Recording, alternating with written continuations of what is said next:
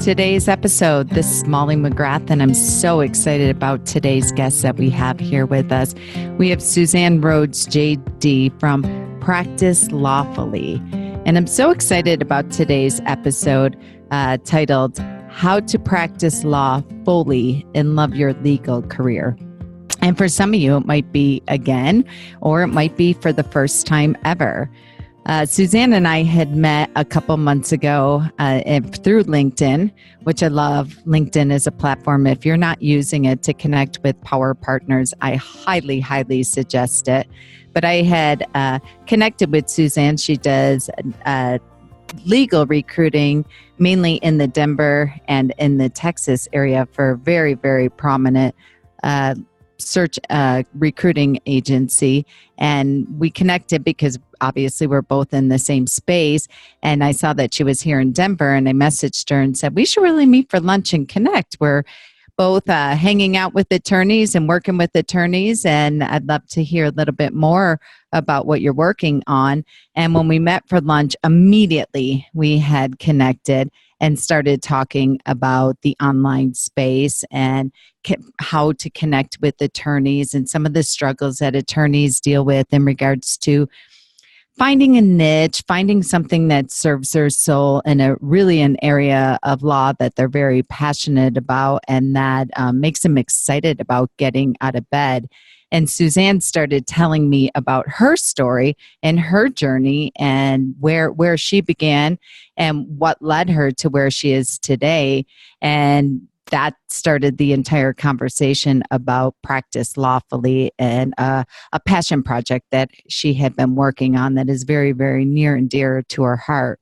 So Susanne, welcome. I'm so delighted to have you here today with us. Oh, thank you, Molly. I'm so excited to be here as well. Yeah, so let's dive in. Tell us a little bit about your journey and what brought you to where you are today.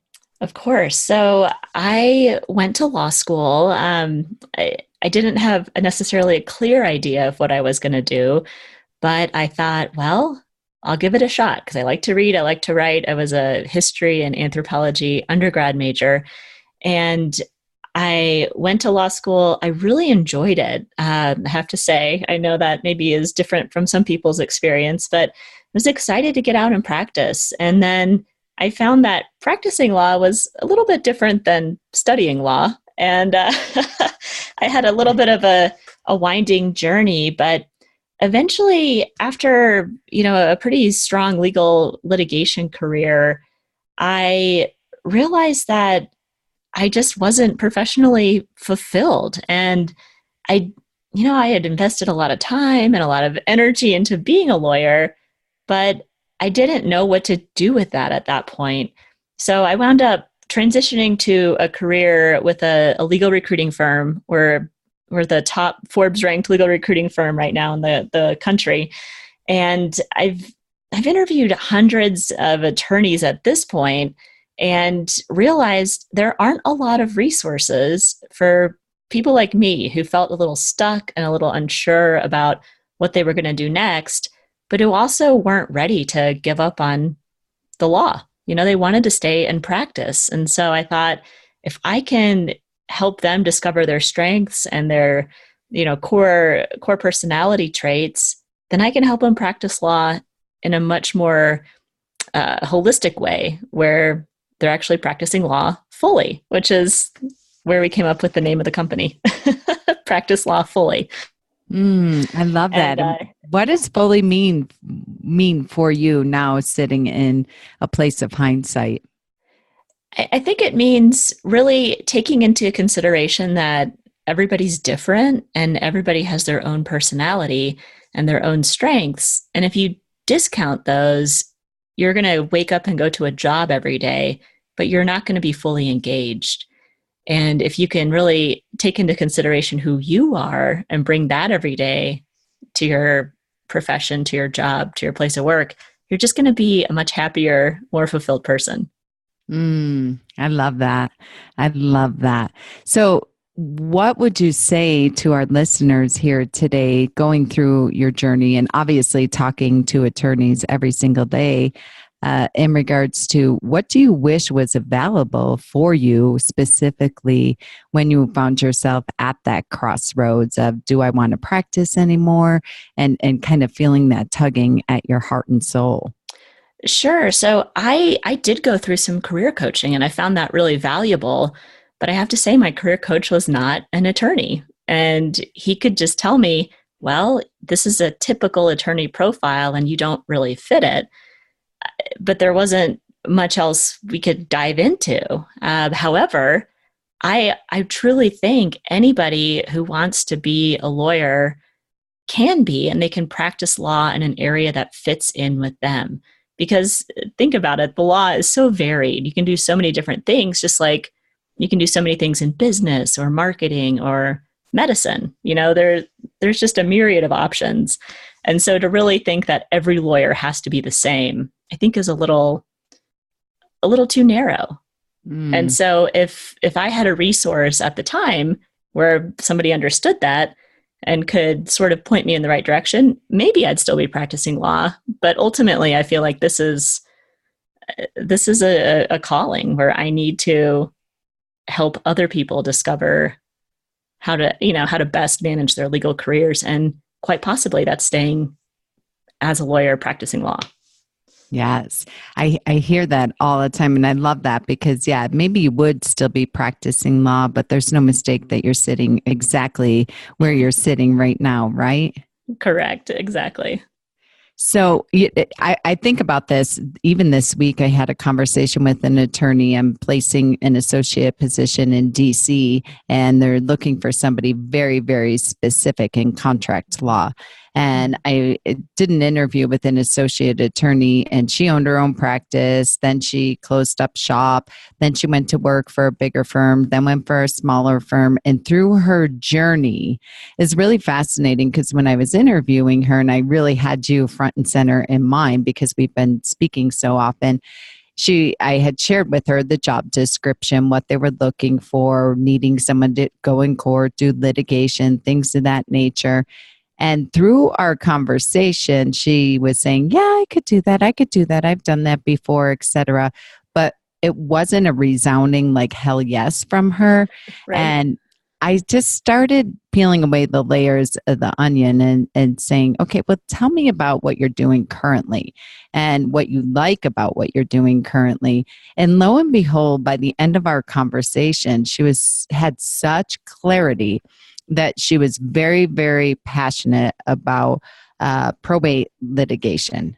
And she didn't like estate planning. She didn't like the Medicaid side of things. And it was a really fascinating conversation. And I was thinking about our a podcast coming up here now that we're on. And it was just so profound to really experience what you're doing in real time this week, because she had such clarity and her voice would fluctuate when she talked about what she would do with conservatorships and guardianships. She wanted to be in the courtroom. She really, really wanted to be in the courtroom. She did not want to be behind a desk processing applications or shuffling papers or what have you, but she wanted to serve and she wanted to stand and she wanted to fight for others, but in a very, very specific. And I had you in mind at the end of our conversation because she had such clarity. And at the end of the call, she said, there's nobody doing this. Like, oh my goodness, there is really nobody that is very, very passionate just about this area. Most people will be generalist, if you will, and say we do estate planning, which is there's many different moving pieces and parts of that, of probate, of Medicaid, of VA, of conservatorships, guardianships, etc. But she was very clear that she wanted to do probate and estate litigation, and wow. Period, end of story. And it was just really fascinating for her because at the end of the day, we had this great conversation because many of you know that's the arena. I've served him for 20 years. That's a very, very passionate area of law that is so near and dear to my heart, estate planning and elder law. And she was really clear. And I said, you have no idea how many law firms don't want to touch a litigation with a 10-foot pole. You are just a diamond for them. You can market yourself and work anywhere in your area if with that niche and that expertise and just the passion that's oozing out of you for that area of law. Oh, that's so true. And just imagine if she was in a role where she just sat behind her desk and processed forms and didn't get to get in front of, a judge and in the courtroom where it just lit her up. She probably wasn't going to last that much longer. And she probably would leave the law to try to find something that really spoke to her more, right? Mm-hmm. But instead, she's going to be able to focus on an area that really engages her. Whereas, maybe her next door neighbor at a different law firm would absolutely despise going to court. But that's just a quick example of how different lawyers are going to be happy practicing in different areas of law.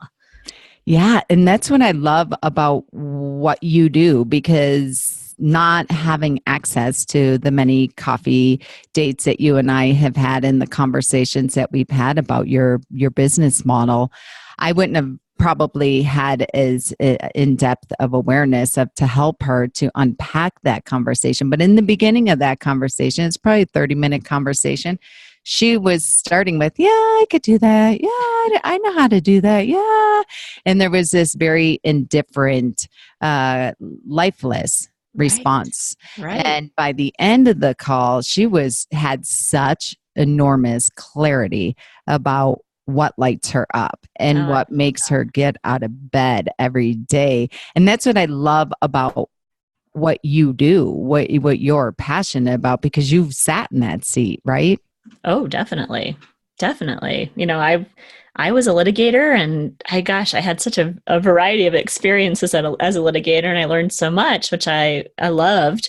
However, it didn't light me up. And, it was a situation where you're a little bit at a crossroads where, what do? You feel stuck, and there isn't anything out there to help you really power through and direct yourself to the right path. I mean, that's the thing. I think everybody intuitively, if they actually look inside, they can figure out where they're supposed to be. But that might take a while, it might take years and a lot of trial and error. And that's frustrating.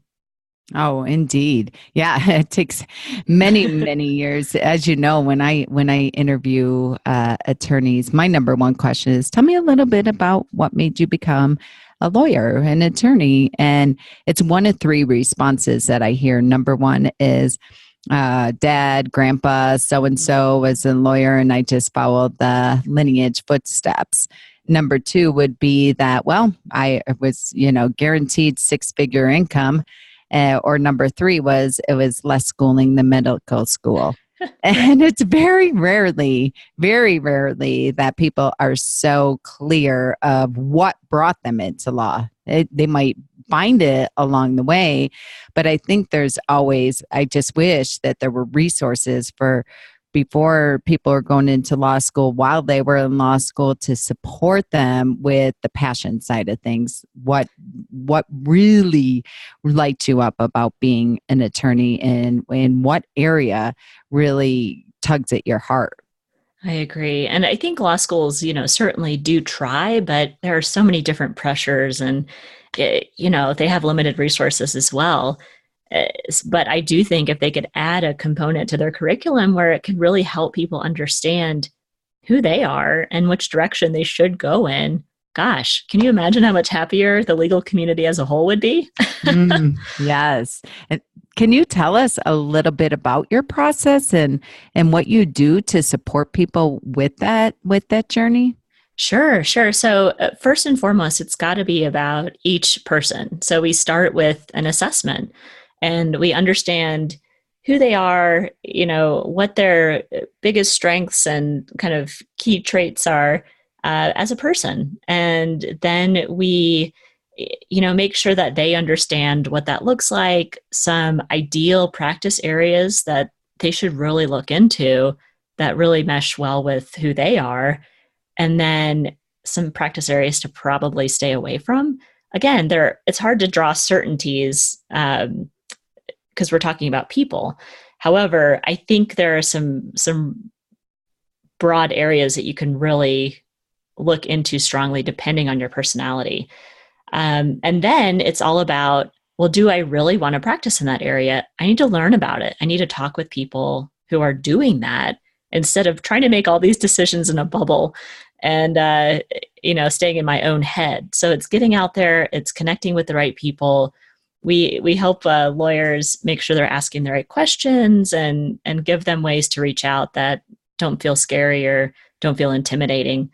And then from there, it's all about how do you craft the right image to make sure you're connecting with the right people. And that's, both through your resume, obviously, but also your networks online and in person.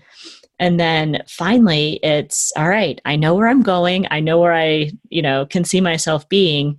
I'm going to get there now by interviewing, by, really strategically networking, and then leveraging some unused resources. We kind of walk people through that and help them identify additional resources that they can use. And then ultimately, they've made the journey. They have very concrete steps. So it's a pretty straightforward process, but you don't feel overwhelmed and you don't feel lost. You know where you're going and you know how to get there. Mm. Wow, you said a lot in there. I love matching the practice area with your personality. That is a big one right there because so many people gloss over that. They just Right. pick the area that either has money attached to it, or they go into a big firm and they start interviewing and they take the first job that's available, which is all great. And that's part of your process of figuring out what resonates with you. But I'm just sitting here thinking about, you always hear there's riches and niches. And a piece of it is about, yes, you have to make money, you have to put food on your table, and otherwise you become bitter, resentful, and burned out. And that's one of the off ramps in the industry, right? Mm-hmm. Yeah, exactly. And I was just sitting here thinking, if I was an attorney that owned a practice and was a business owner, this might be a phenomenal program for even some of my associate attorneys to go through, and a process to go through to figure out what role and what seat on the bus fits them best, especially if you have many different practice areas in regards to, there's just even a vast difference between, using that prior example, estate planning and estate litigation, or probate and pre-planning and what have you. And it does take different personalities when you can begin to unpack it. Right. And, that just made me think, Molly, when you're working with folks, think of how many times you've worked with smaller firms who have invested, say the principal partner has invested 4 or 5 or 6 years into developing an associate attorney who they really see as kind of that next generation, that next, person to come in and take over their practice. And they do a lot of training, they see great potential, and then that person really isn't in the right area for them. But they're smart, so they're doing good work and they care about representing clients to the best of their ability. But they wake up one day and think, I shouldn't be drafting estate plans, for example.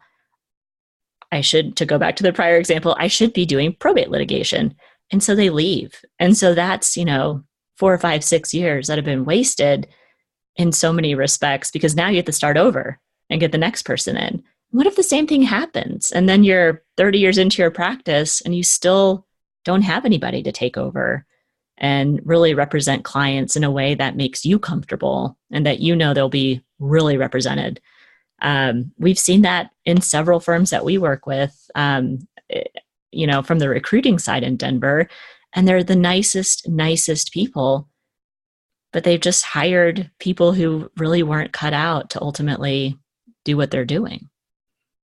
Yes, but and then they let them go, or they suffer through. And this as well as I do. When you get on the phone with firms and you start talking to the entire team, you scratch your head and say, well, no wonder they're not producing results. Why in the world is this person sitting in this seat? Mm-hmm. And they might be better as a technician versus being a rainmaker or what have you. And I think too often we just want to cut our losses and let people go, et cetera, when sometimes it's just the wrong seat on the bus. And they are a value creator. If they could go through your process, something of this nature, to be able to really get to their core of their personality and getting really clear on that and matching it with an area of law that really resonates with them and is a mirror of their personality, they're automatically set up for success. Oh, exactly. Exactly. And you don't have that, wasted time, because everyone knows in the law, time is money. And you just don't want to go down a road that's not going to bear any fruits for you. Exactly. And as you said earlier, so often I see people or get phone calls from people that say, I'm out, I'm leaving, even truly just leaving the career or the industry. They're not like you have done. You've worked with attorneys all over, and then you've built this business, but they've left and gone to real estate. I've even had people say, I'm going to be a pastry chef, whatever it might be. And then they come back and they say, I'm missing the law. I'm not feeling fulfilled. And I wish the 20 years that I've been in this industry that something like you have created, because there is a typical career counselor and they want to put you in a box, and that's just really that's not serving the person, because they're still having this pining feeling of service and making a difference. Right. And I mean, I think it's so valuable, the career coaching and the career consulting. But the missing link, I think, is how do you then apply what you learn in that with actually practicing law? And that's what we're trying to do, is fill that gap and make sure that attorneys have resources so that they, have all their options, and they don't feel like they're approaching it with one arm tied behind their back, for example. They have the full complement of tools at their fingertips. Mm. So, what is the one piece of advice that you would give our attorney listeners that might find themselves, maybe they are a solo practitioner and own their own practice, or they have a medium or bigger size firm and they feel find themselves at a crossroad, or they're an associate, whatever seat they may sit in, and they feel that they're either burned out or questioning if they still want to be a lawyer, or wondering if they ever can find somebody that they can clone and replace them and be able to build a business. So for any attorney that fits in any of those different descriptions of they're at a crossroads and they're questioning their passion, their purpose, and how to reconnect or get connected for the first time of why they're doing what they're doing. I think they really need to remember that the law isn't just the law where there's one track and one type of opportunity. You could do so many different things with the law. So really, to me, first and foremost, figure out who you are as a person. Really look into that. Take some assessments. Lawfully, we have a great assessment. It's called Practice Clarifier. It's 30 minutes tops. You get to walk through the assessment and get your immediate feedback. And then don't just sit there and internalize that feedback. Go out and do something with it. Go out and talk to people and really understand, what are they doing? Can I see myself doing that? What do they like? What are their challenges? And really start to clarify in your own mind, how can I leverage my strengths and actually practice law fully? Because I truly believe the law is such a noble profession. There's so much that can be, done for the good in law.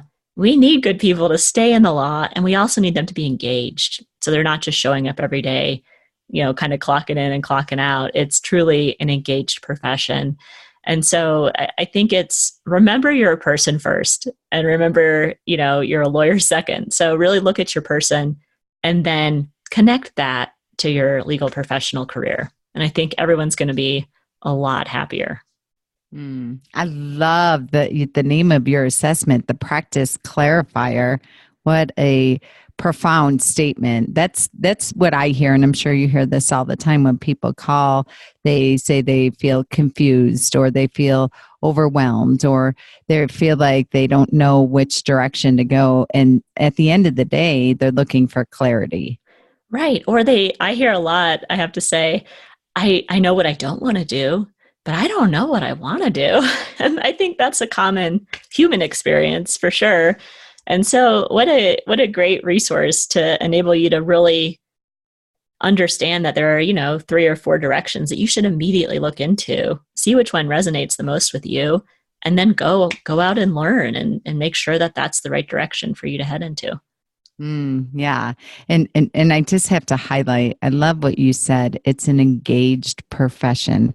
I think Mm-hmm. so often as attorneys, they make it about the contracts, they make it about the documents, they make it about, they believe that the value that they bring is whatever's in the binder that they're presenting to the client, that's the quote unquote product that they're selling, and that's what people are engaging them for. And I always say people are not engaging you for the beautiful documents that you can draft. They assume you know what you're doing, because it's no easy feat to get out of law school and to be able to pass the bar and all that, but they're engaging you and they are retaining you because they feel safe, they feel acknowledged, and they feel understood, Right. and they Right. feel that connection. So to your point, you're human, and that's what's going to attract people to you, number one, but also to keep people coming back to you.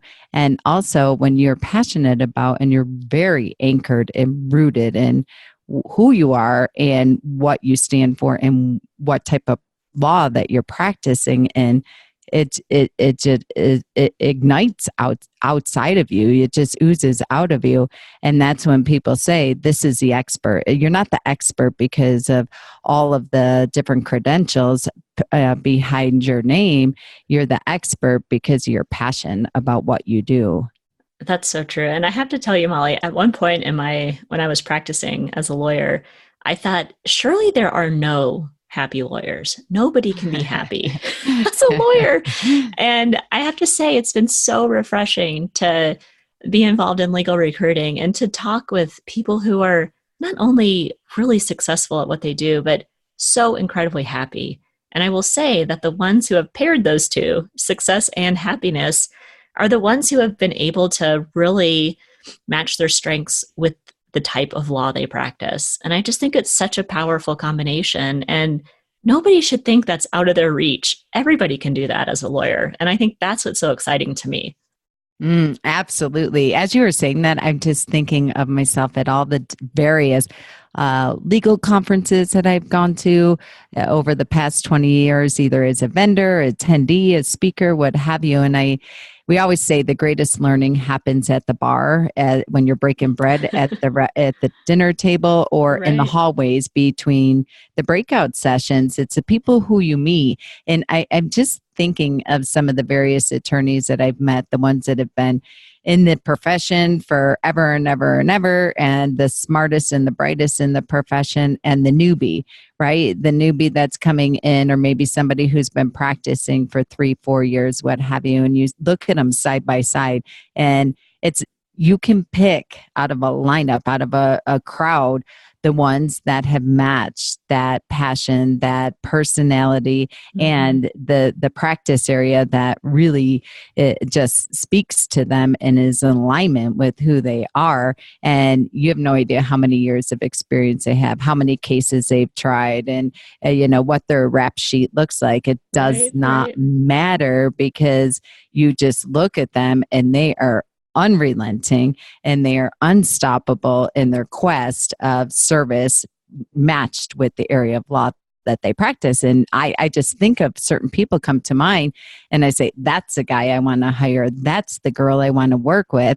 And I have no idea how many cases they have under their belt, or how many letters are behind their name. It doesn't matter to me, because clearly they are the person that is very, very aligned with what they're doing, and they're going to take a bullet for me in this, whatever it is, if it's, divorce or PI or whatever, because they're just very unwavering in what they do.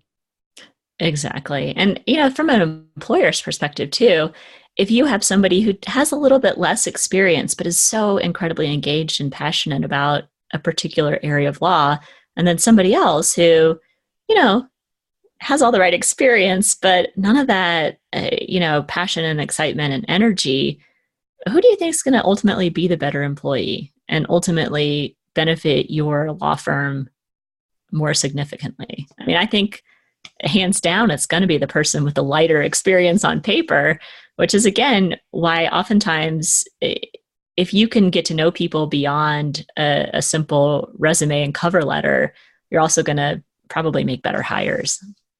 Yes. And as you know, that's the hardest thing. Oh boy, I love that you brought that one up because I could go, that's a whole separate show. That is a can of worms, isn't it? Yeah, but I can't just let that one go. I really, I need to grab onto that because even yesterday we're hiring for like I said, a contract attorney in DC. That's one that comes to mind. And they say, why you send me this resume? This person doesn't have 5+ years of experience in this specific area. And it's the human side because Right. I always say, trust me, meet them. I want you to look into their eyes. I want you to see just who they are, the integrity they have, the mindset that they have, the discipline that they have. And it doesn't matter because it's a human stuff that is next to impossible to train and cultivate and to be able to really grow. It doesn't matter. You can take someone with 10 years experience and somebody with maybe only 2 years experience, but it's night and day difference of who is going to resonate with your clients, who is very passionate and anchored. Maybe they might be a little bit all over the board, but if they have something like your program that can just do a couple 2mm shifts to figure out, okay, is it the litigation side you're more passionate about, or is it more so about sitting in the conference room holding the hand with the client that is scared to death and really being the counselor side of things? Right. Oh, so true. Yes. So true. Well, thank you for being with us today. And I really cannot recommend enough for all of our listeners today, regardless of where you're at, to take advantage of this Practice Clarifier. I think it's such a phenomenal tool for anyone, regardless if you're a newbie starting out, you're an associate looking for a job, you're a partner who's looking to figure out how to really build your practice and what pieces you need. I think they always say, put the oxygen mask on yourself before assisting others. And I think it starts with you. So tell us how to stay connected with you and how to take advantage of these amazing resources you have shared with us today, Susanne. Oh, thank you so much, Molly. It was wonderful to have this conversation with you today. As always, we always have great conversations, but the best way to reach out and to see what we're doing is go to the website. It's practicelawfully.com. It'll have all the ways you can get in touch with us and follow us, and obviously all the tools that we've developed to make sure that lawyers have the resources to practice law fully. I love your tagline. It's just so precise. So the links will be below in regards to how to stay connected. The website link will be there. I highly recommend that you do visit the resource and articles tab. There's phenomenal information there. Of course, you can go to the About page and hear more about Susanne's personal story. And I like I said, just you'd be crazy not to take advantage of that Practice Clarifier. It is absolutely eye-opening. So, and Molly, really quickly, just please. For your listeners, I would love to do maybe a 20% discount code that we can also put in the show notes. Oh, thank you. Oh, that would be fantastic. Thank you for that. Of course. I hope it's really beneficial. I think it's a neat tool. So I encourage everybody to kind of take advantage of that. Well, thank you. We are grateful for that. And I know our listeners will absolutely take advantage of that.